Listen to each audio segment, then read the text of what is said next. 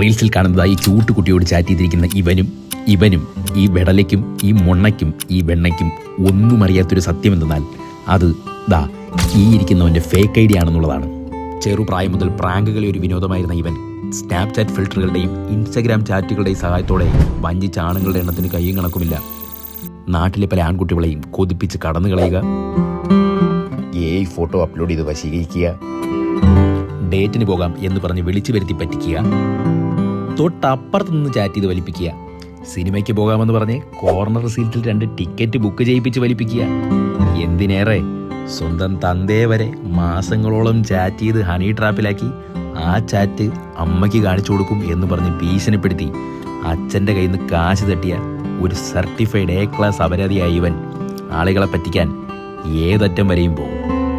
സംശയമുണ്ടെങ്കിൽ കണ്ടോ, ഇത് ഇവൻ ജോലി കിട്ടി രക്ഷപ്പെടാനായി ദുബായിൽ പോകുന്ന പോക്കല്ല.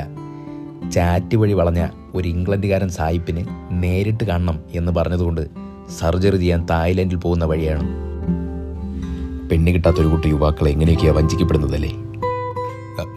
പിന്നെ അവരെയും കുറ്റം പറഞ്ഞിട്ട് കാര്യമില്ല. കാരണം